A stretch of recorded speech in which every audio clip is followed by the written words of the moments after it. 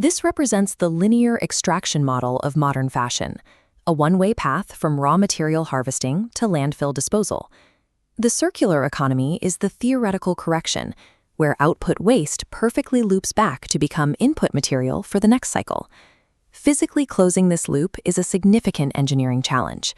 Modern systems often require intensive chemical recycling or high-energy mechanization to process post-consumer textiles. Highly optimized blueprints for closed-loop manufacturing exist within historical indigenous practices. Treating these ancient crafts as mathematically sound, highly optimized engineering frameworks provides the technical insights needed to solve modern waste crises. Traditional Indian handlooms operate on closed-loop principles, achieving total material utilization without relying on chemical breakdown. In West Bengal, the Kantha quilting practice transforms discarded domestic textiles into durable, high-density products. Simultaneously, Chindi weaving in Maharashtra utilizes a specific mechanical framework to integrate factory floor offcuts. We will deconstruct these textiles by stripping away their aesthetic value to focus strictly on their mechanical and environmental frameworks. This analysis uses the transition from basic recycling to advanced circularity as our investigative parameter.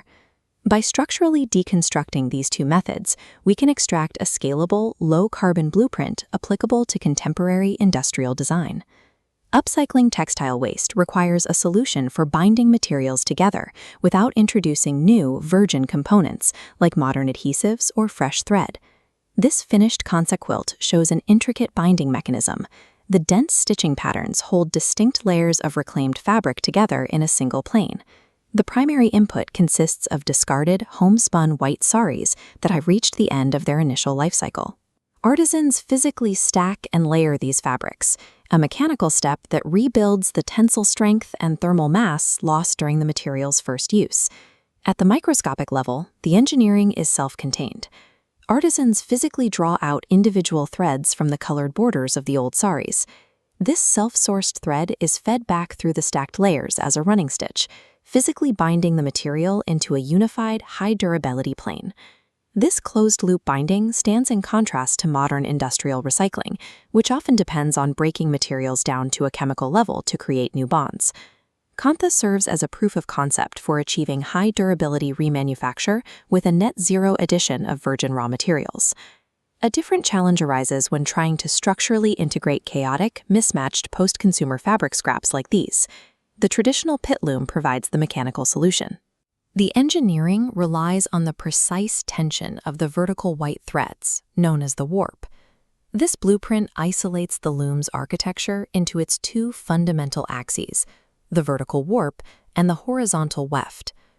Virgin spun cotton is allocated to the warp because the system relies on this axis for maximum tensile strength. The weft axis functions as a carbon sink. It absorbs the post-consumer textile waste without compromising the overall structural integrity of the rug. Preparation involves slicing chaotic scraps into uniform strips, effectively normalizing the input data for the loom. Through hand-operated heddle shafts and throw shuttles, these waste strips are interlaced through the vertical warp, locking them into a functional grid. This human-powered kinetic system produces a near-zero carbon footprint, requiring significantly less energy than mechanized industrial recycling. The Chindi model isolates structural load to minimum virgin materials, allowing for a high volume of repurposed waste to be integrated into a functional product. Modern sustainability is moving beyond the 3 Rs of reduce, reuse, and recycle, as these metrics often fail to address the initial design phase of manufacturing. The advanced 6R framework adds redesign, remanufacture, and regenerate, demanding systemic changes to how products are created and eventually sunsetted. Mapping our case studies onto this framework identifies Kantha and Chindi as highly evolved forms of remanufacture. This systemic methodology is widespread. Artisans in Jammu produce gabas, embroidered rugs, by remanufacturing old woolen felt blankets. Similar geographic validation is found in the Raleigh and Gudari quilts of Rajasthan and Gujarat. Contemporary designers now use these principles to process modern industrial waste. These 3D floral embroideries are constructed entirely from post-production remnants. Integrating pre-consumer waste prevents factory floor offcuts from reaching a landfill by redesigning them directly into the final garment. The historical methods of Indian artisans provide an operational handbook for modern brands attempting to achieve a 6R circular economy. These systems are flexible enough to evolve. Here, white structural threads are interlaced with non-traditional materials, demonstrating a framework for modern synthetic waste management. Modern adaptations involve weavers collecting, washing, and shredding plastic waste to be woven into traditional loom systems. This critical intersection of traditional craft techniques and modern material science is categorized under the academic framework of ethnoSTEAM. ethnoSTEAM validates these crafts as rigorous engineering sciences, shifting them from the realm of art history into technical research. Recognizing artisans as skilled engineers shifts socio-economic policy from simple cultural preservation to active, green economic development.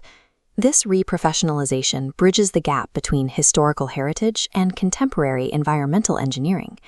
Traditional Indian handlooms demonstrate the resource efficiency standards required to stabilize localized supply chains. These methods achieve three critical mechanical goals: production flexibility, minimal kinetic energy demands, and 100% closed-loop material utilization. Modern techno-solutionism often assumes we must invent entirely new machines to fix the waste produced by our current machines. Achieving true sustainability requires a technical audit and reverse engineering of historical methodologies. Artisans have operated advanced circular economies out of necessity for centuries, perfecting the physics of zero waste long before the terminology existed. The functional operating blueprint for a truly sustainable global fashion industry does not need to be invented in a sterile lab. It is already operating within indigenous Indian knowledge systems.